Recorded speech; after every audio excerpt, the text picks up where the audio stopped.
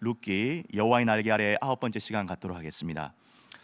아브라함의 길을 따라온 듯한 그 룻의 삶에 감동한 보아스는 신앙적 중추신경을 건드리는 듯한 깊은 감동을 경험했습니다. 12절에 룻이 시어머니에게 한 행위를 칭찬한 이후에 여호와 날개 아래 보호받으러 온 룻에게 하나님의 이름으로 하나님께서 온전한 상 주시기를 원한다라고 축복하죠. 그렇다면 룻이 여호와의 날개 아래 보호받으러 왔다라는 말은 도대체 무엇을 의미할까요? 이를 위해서 우리는 이 날개라는 단어를 살펴봐야 됩니다. 날개라는 단어는 히브리어로 까나프라는 단어인데 구약에 모두 한 112번 정도 등장합니다. 이 날개의 이미지를 통해 성경은 자주 어미닭과 독수리가 새끼를 날개로 품어 보호하는 모습을 자주 이렇게 소개하면서 성경에서 하나님의 보호를 가리키는 용도로 자주 쓰여왔습니다. 예를 들면 출애굽의 그 구원은 하나님께서 독수리 날개로 자기 백성을 업어 나르신 것으로 묘사하고 있고, 시편 91편에서는 어미 닭이 병아리를 품는 것처럼 하나님께서 자기 백성을 보호하시는 모습으로 그려집니다. 그러다 보니 성경 저자들은 하나님의 날개를 안전을 제공하는 피난처 또는 새의 힘을 얻는 도움의 장소 또는 재앙을 피하는 곳으로 자주 표현했습니다. 말라기에서도 이 날개라는 단어가 등장하는데 말라기 4장 2절 화면을 제가 읽도록 하겠습니다. 내 이름을 경외하는 너희에게는 공의로운 해가 떠올라서 치료하는 광선을 비추리니 너희가 나가서 외양간에서 나온 송아지같이 뛰리라, 이렇게 말합니다. 여기서 광선이라는 말에 보통 여러분들이 가진 성경에도 있을 수 있는데 숫자 1을 이렇게 해가지고 각 주에 날개라고 이렇게 설명이 되어 있습니다. 말라기 선지자에게는 태양이 아침에 쫙 떠서 땅에 빛을 쫙 비추는 장면이 하얀 날개를 쫙 펼치는 장면과도 그렇게 그런 모습으로 보였나 봅니다.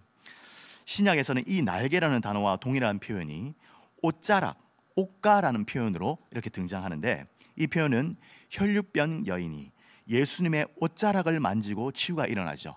그 사건에서 이 날개라는 표현, 까나프라는 단어가 사용됐습니다. 그런데 보아스가 언급한 하나님의 날개 아래로 보호받으러 온 룻은 구체적으로 어디에서 그 혜택을 받을까요?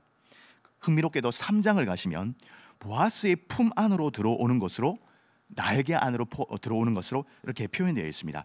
룻기 3장 9절인데요. 화면을 보시면 제가 한번 읽도록 하겠습니다. 이르되 내가 누구냐 하니 대답하되 나는 당신의 여종 룻이오니 당신의 옷자락을 펴 당신의 여종을 덮으소서 이는 당신이 기업 물을 자가 됨이니라 하니, 여기에서 3장 9절에 보아스의 옷자락이라고 표현된 이 단어가 날개라는 단어와 동일한 단어입니다. 성경 저자는 하나님의 날개, 여호와의 날개를 보아스의 날개에 해당하는 그의 옷자락을 통해서 품어주시면서 하나님의 그 실제적인 보호를 보아스를 통해서 묘사하고 있다는 것을 우리가 발견할 수 있습니다.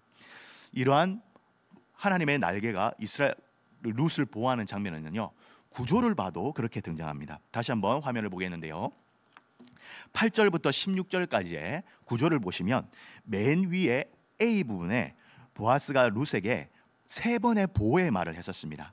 다른 밭으로 가지 말고 아무도 너를 건드리지 못하게 내가 했으며 소년들이 길러온 물을 네가 마셔라.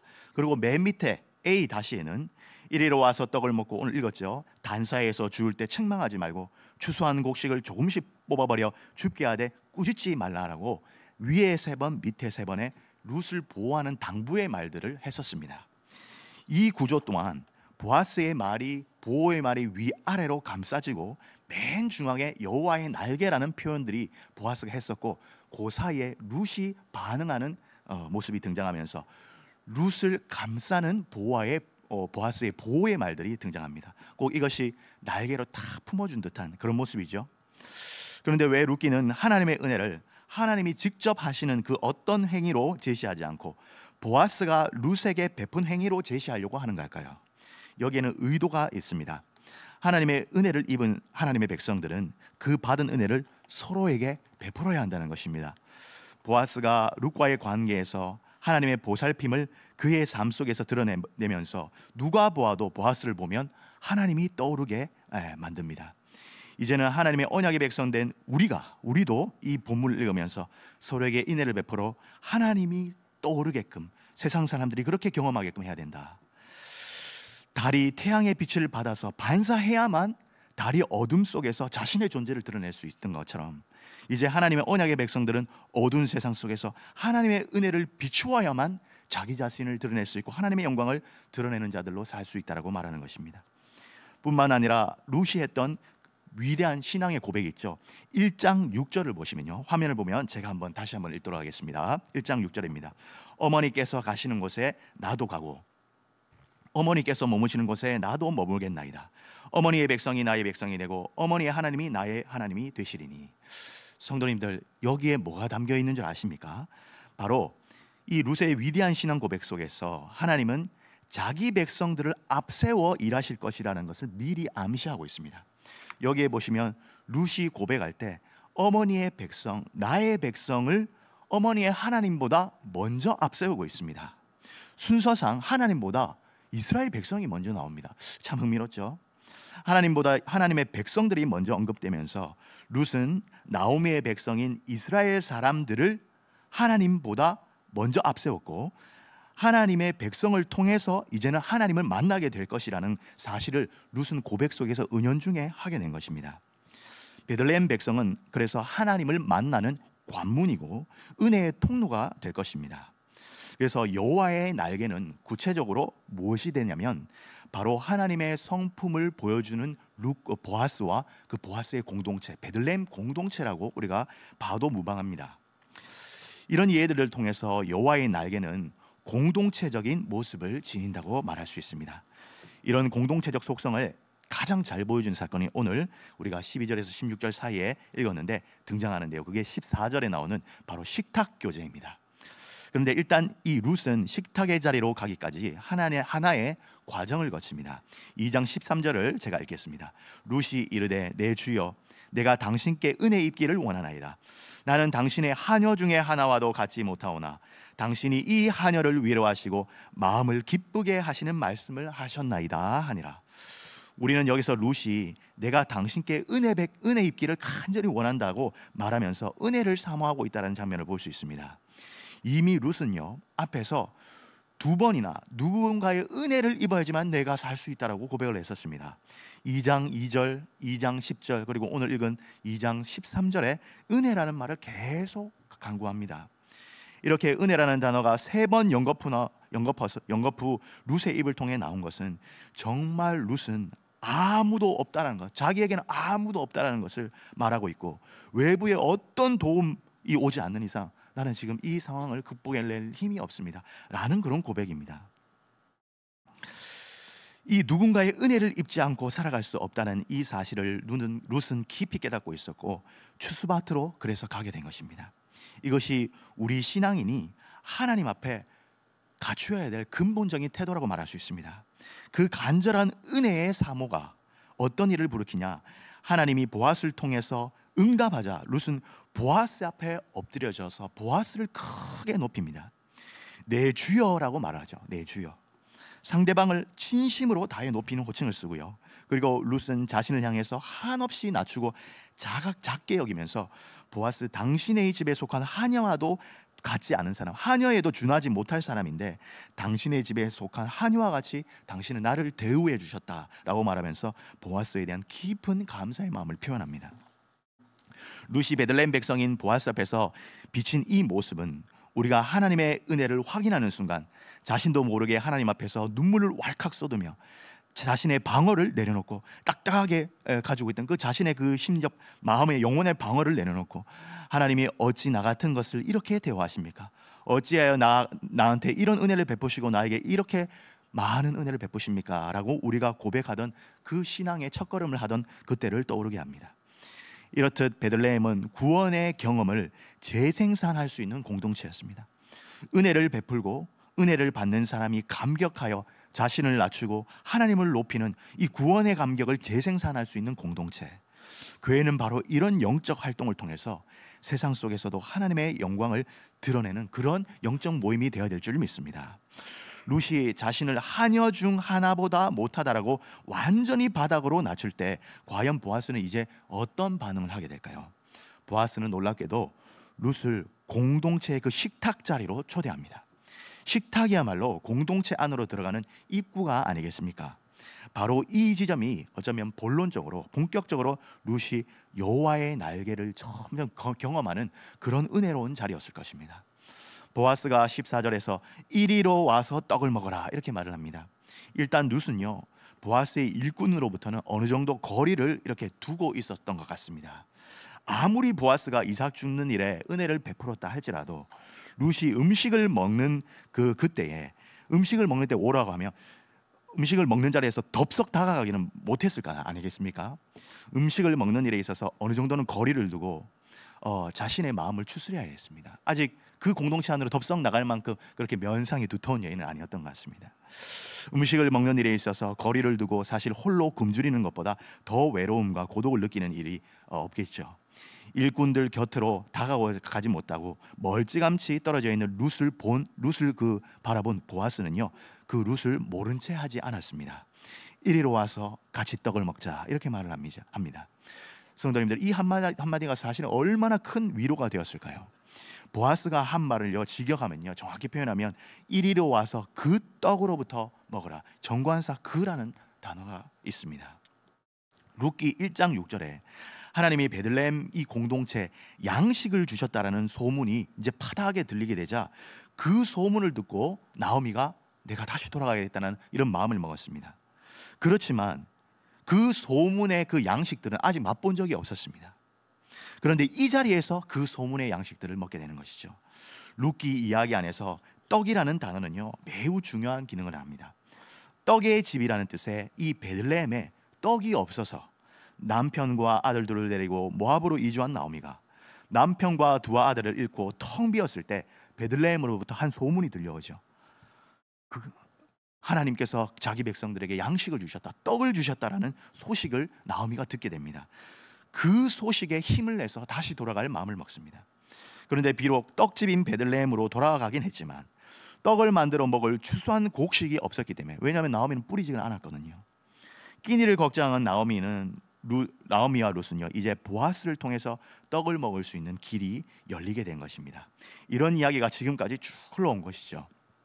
그리고 마지막에는 보아스를 통해 기업을 이을 자손 오벳이 태어나면서 일평생 떡의 문제를 책임질 자녀를 하나님께서 주시게 됩니다. 드디어 룻은 보아스와 일꾼들이 함께 있는 그 식탁 안으로 들어가게 돼서 앉게 됩니다. 모압 여인 룻이 베들레헴 식탁 공동체 안으로 들어오게 된 것을 통해서 보아스와 이 베들레헴 식탁 공동체 안에는 이제 더 이상 유대인이나 모압인이나 주인이나 일꾼이나 남자나 여자나 심지어는 이방인이나 풍탁받는 고용인이나 아무 차별 없이 믿음만 가지고 긍휼히 여김을 받기를 원하는 사람이라면 누구나 이 공동체 안으로 들어온다는 사실을 보여줍니다. 성경 저자는 14절 마지막에 룻이 식탁에서 보아스의 부름 속에서 어떤 경험을 했는지 단 아주 짧은 단어로 표현합니다. 룻이 배불리 먹고 남았더라 이렇게 표현합니다. 성도님들, 이 표현 배불리 먹고 남았다, 이 표현은요 신약으로 넘어가면 예수님께서 오병이어 7병이어 사건을 이루실 때 그 백성들에게 표현했던 단어와 동일한 단어들이 나옵니다. 사실 룻에게는 이 경험이 얼마나 간절했던 순간이었겠습니까? 먹고 배부르고 음식이 남은 모습은 오랫동안 룻이 경험해 보지 못한 그런 간절한 경험이었을 것입니다. 배불리 먹는 룻은 식사 이후에 15절에서 다시 이제 일어나서 이삭을 주우려고 합니다. 아직 굶주린 시어머니가 남아 있었기 때문입니다. 보아스는 여기서 다시 세 가지 룻을 보호하는 말을 하죠. 곡식 단사에서 줍게 하고 책망하지 말라. 곡식 다발에서 조금씩보다 뽑아서 버려줍게 하라. 꾸짖지 말라, 이런 말을 합니다. 보아스의 이 세 가지 조치는 율법을 대하는 하나님 나라의 공동체의 모습을 보여줍니다. 율법은요 단순히 레위기에서 이렇게 말을 할 뿐입니다. 레위기 23장 22절입니다. 제가 읽겠습니다. 너희 땅에 곡물을 벨 때에 반 모퉁이까지 다 베지 말며 떨어진 것을 줍지 말고 그것을 가난한 자와 거류민을 위하여 남겨두라. 나는 너희의 하나님 여호와니라. 아멘. 율법은 단순히 땅 가진 자가 추수밭에 남겨둘 곡식만을 요구하고 있습니다. 그러나 보아스는요 곡식 단 사이에서 추수하는 동안 룻이 곡식을 같이 줍게 했을 그런 허락을 했을 뿐만 아니라 아예 하인들에게 곡식 다발을 뽑으면 버려둬라, 쭉쭉쭉 이렇게 버려줘서 뒤로 따라오는 룻이 죽게 만들어라까지 그런 놀라운 혜택을 주게 됩니다. 줍는 자들이 빈손으로 돌아가지 않게 하려는 보아스의 마음이 있습니다. 더욱이 책망하지 말라, 꾸짖지 말라라고 한 것은 이삭 죽는 가난한 이들이 추수밭에서 어떤 대우를 받을 수 있는지를 보여줍니다. 이삭을 주어 연명하는 가난한 자들은요, 책망받고 그 추수하는 그 자리에서 책망받고 멸시받는 일들이 비일비재했다는 것입니다. 여기서 보아스는 하나님이 주신 율법 속에서 나오미와 룻과 같은 가난한 사람들을 하나님께서 주목하신다는 것을 이해하고 진심으로 공감할 줄 아는 사람이었습니다. 그래서 가난한 자를 배부르게 하시려는 하나님의 뜻을 1차적으로 먼저 깨닫고, 율법만으로는 가난한 자들이 마음껏 곡식을 거두지 못할 수 있다는 사실을 알고, 율법을 주신 하나님의 뜻을 그렇게 행한다면 다 이행하지 못하는 것으로, 만약에 빈손으로 돌아가면 그 율법으로 말미암아 배불리 먹이시려고 하는 하나님의 마음을 다 그들에게 베풀지 못한 것을 알기 때문에, 가난한 자들을 배부르게 하셔서 돌려보내는 것을 그 마음에 품으신 그 하나님의 뜻을 알고 율법의 이행을 넉넉한 자신의 그 배려 속에서 표현합니다. 율법의 표면적인 그 표현들이 지향하는 바가 무엇인지를 보아스는 분명히 알았던 것이죠. 배불리해서 보내라, 그것이 중요한 겁니다. 율법 그 문자 자체를 지키는 게 중요한 것이 아니라, 율법 그 문자 자체는 하나님 주신 것은 배불리해서 보내게 하는 것. 그래서 보아스는 이 백성들을, 룻을 배불리해서 보내는 것입니다. 그래서 보아스는 율법을 바라보는 식견이 있고 인색하지 않은 정말 선한 사람이었죠. 유대교는요, 룻기를 오순절날 읽었습니다. 왜냐하면 오순절 시기와 추수 시기가 이렇게 겹쳐 있었기 때문에 룻기에 추수하는 장면이 나오지 않습니까? 그래서 오순절 때는 룻기를 유대인들은 전통적으로 낭독을 했습니다.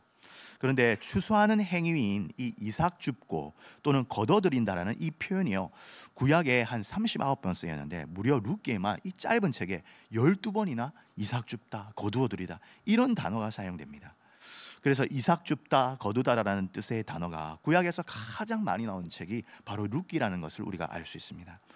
어쩌면 룻기는요, 우리 인생이 하루하루 살아갈 때 거두는 삶이다라는 것을 보여주는 책이 아닌가 싶습니다. 하나님은 이방인 룻을 거둬주시고 곡식을 거두는 추수밭에 룻을 놓아주시고 이스라엘 백성들이 거둔 것을 나눈 식탁으로까지 룻을 초대했습니다. 흥미롭게도 이스라엘은 하나님이 친히 주시는 양식을 매일매일 거두면서 살아갔던 백성이었습니다. 출애굽한 이스라엘 백성이 광야에서 매일같이 만나를 거두면서 살았고, 평일에는 하루치의 그 약속하신 양식만을 거두면서 그 하루치 양식으로 만족하며 살 삶을 배워나가는 백성이 바로 이 이스라엘 백성이었습니다. 하늘의 양식을 통해 하나님만을 의지하는 법을 배워갔던 이스라엘은 광야를 지난 이후에는요, 좀 더 깊은 것을 배우게 됩니다. 뭐냐면 심는 것을 배웁니다. 광야에서는 내가 심지 않은 것을 거두었는데 약속의 땅에 들어가면 어떻게 돼야 되냐, 내가 직접 심은 것을 이제 거두기 시작합니다. 가나안 땅에 입성한 이후에 하늘에서 내리는 양식이 사라지면서 이스라엘은 밭에서 자신이 친히 심고 거둔 곡물을 통해 이제 살아가게 되는데, 여기서부터 진정한 공동체의 실력이 요구됩니다. 가나안에서는요, 광야와 다르게 하나님이 행위가 더 추가되었다고 제가 말씀드립니다. 바로 심는 행위죠. 심고 거두고 나누는 경험을 이제 가나안 땅으로 들어가서 하게 됩니다. 이전에 광야에서는 내가 심지 않았기 때문에 어떻게 했습니까? 내 소유가 없었습니다. 내가 안 심었기 때문에, 하나님이 거저 주셨기 때문에 내 소유가 없었습니다. 그러나 가나안 땅에 들어가서는 이제 완전히 판국이 다르게 됩니다. 약속의 땅에 들어가서는 내가 심고 내가 흘린 땀으로 열매를 얻고 그것을 거두어들여 이제는 자칫 잘못하면 그것이 내 것이다라고 말할 수 있는, 가나안 땅에서는 부를 축적할 수 있는 가능성이 열리는 그 안으로 들어가게 된다는 것이죠. 자신이 거둔 것을 쌓은 그 사람들 가운데서는 왕 같은 사람들이 등장하기도 시작했습니다. 그래서 사사시대가 바로 그런 시대를 말하는 것이죠. 그래서 심음과 거둠은 이스라엘 백성들의 그 영적 상태를 반영하는 단어라고 볼 수 있습니다. 그런데 여기서 베들레헴 공동체는요, 자신들이 심고 거두어 드리는 것으로 끝내지 아니하고 함께 떡을 떼어 나누어 먹는 식탁 공동체의 모습을 보여줍니다. 보아스가 14절에 떡을 먹으라라고 이렇게 말을 하는데, 이것을 직역하면 그 떡으로부터 먹으라입니다. 학자들은 이 행동을 이스라엘 사람들이 전형적으로 하는 행동인 한 떡을 찢어서 떼어 먹는 행동으로 보고 있습니다. 보아스는 룻을 그 떡으로부터 떼어서 먹는 일에 초청했고, 또한 식사 전에 그들은 보편적으로 이스라엘 공동체는요, 식사 전에 반드시 하나님께 감사의 기도를 올렸습니다. 그렇다면 오늘 이 자리는 일종의 성찬 공동체의 전조라고 말할 수 있지 않겠습니까? 그래서 베들레헴 식탁과 떡은요, 사사시대에 하나님을 왕으로 인정하지 않았던 이스라엘 백성들 가운데서도 기특하게도 베들레헴 공동체에서는 한자리에 모여서 하나님을 왕으로 고백하는 구별된 모임이 있었다는 것을 말합니다. 그리고 떡을 나누고 함께 식탁을 나누던 보아스와 룻과 베들레헴 공동체로부터 무엇이 등장하겠습니까? 바로 다윗의 왕국이 시작되었다. 여기서 시작되었다는 것을 룻기를 통해서 보여줍니다. 그래서 룻기 마지막에는 다윗의 족보가 등장하죠. 이것은 2000년 전 어두운 시대 때 마가다락방에서 예수님이 새 이스라엘을 만드시고 성령을 보내사 오순절 마가다락방 사건을 일으키신 그 자리에서도 6월절 만찬의 떡을 떼어 나누던 그 모임이었다는 것을 생각할 때 참 의미가 있습니다. 우리는 신약의 떡을 생각해 보지 않을 수 없습니다. 신약으로 넘어오면요, 오병이어 사건에서 무리와 함께 있던 빌립과 안드레는 떡이 없어서 걱정하기 시작했습니다. 염려하기 시작했습니다. 요한복음 6장 4절에서 6절인데요, 화면을 보시면 제가 한번 읽겠습니다. 마침 유대인의 명절인 6월절이 가까운지라 예수께서 눈을 들어 큰 무리가 자기에게로 오는 것을 보시고 빌립에게 이르되 우리가 어디서 떡을 사서 이 사람들을 먹이겠느냐 하시니, 이렇게 말씀하시면 친히 어떻게 하실지를 아시고 빌립을 시험코자 하심이라. 아멘. 6월절을 배경으로 하고 있습니다. 6월절은 예수님이 자신을 내어주던 성찬의 배경이 되는 날이었습니다. 그런데 모두가 배고픔에 시달립니다. 기근과 같은 시간이 찾아온 것이죠. 예수님은 미리 어떻게 하실 줄 아시고 빌립을 시험합니다. 빌립은 각 사람으로 조금씩 받게 할지라도 200데나리온의 떡이 부족하다라고 말합니다. 그래서 어디서 그런 떡을 구하겠느냐라고 말하죠. 안드레는 어린아이가 가진 보리떡 5개와 물고기 2마리가 있는데 이것으로는 이 많은 사람 먹일 수 없습니다 라고 의문을 던지면서 질문합니다. 여기서 인간이 가진 것으로는 모든 사람을 배불리게 할 수 없다는 것을 여기서 보여줍니다. 그러나 예수님의 손에 그 작은 떡과 고기가 들리고 6월절을 배경으로 떡을 가져 축사하시고 떼어 나누실 때 놀랍게도 모든 사람들이 배불리 먹고 남김을 갖습니다. 이 모습은 성찬의 사건을 미리 보여주는 것입니다. 그리고 그 떡은 모든 사람이 먹고도 남을 떡이 되고 바구니가 차고 넘치게 되죠. 여러분, 성찬은 무엇입니까? 예수님의 몸을 상징하는 떡을 떼고 나누는 자리입니다. 여기서 우리가 알게 되는 것은 우리는 예수를 나눌 때에만 배부르고 남음이 있다는 것입니다. 예수님의 몸을 상징하는 그 떡을 떼고 나눌 때에만 나누는 자나 받는 자나 모두 차고 넘치게 된다는 것입니다. 학자들은 오늘날 시대가 사사시대와 닮아 있다고 말합니다. 이러한 사사시대의 오늘날 교회는 과연 무엇을 나누고 떼고 있는지 우리가 물어봐야 됩니다.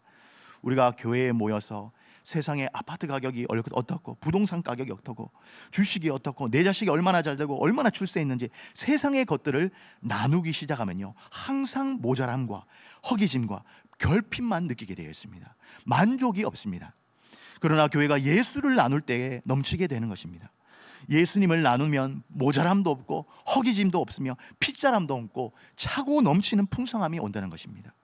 오늘날 핍절하고 지친 현대인들을 먹이고 배부르게 할 수 있는 것은 바로 예수를 떼고 나누면서 교회의 가치관을 진지하게 나누는 것입니다. 그럴 때 사사시대의 베들레헴 식탁 공동체를 통해 그 시대를 극복하신 그 하나님이 또 다른 사사시대와 같은 오늘날 이 교회 공동체를 통해서 여호와께서 자기 백성들에게 양식을 주셨다라는, 그 하늘의 양식을 주셨다는 그 예수의 소문을 많은 사람들에게 듣게 하시고 잃어버린 자기 백성들을 불러 모으실 줄 믿습니다. 오늘 우리 교회가 이런 예수를 나누고 떡을 떼며 배불러가는 우리 신앙 공동체가 되기를 주님의 이름으로 축복합니다. 기도하겠습니다.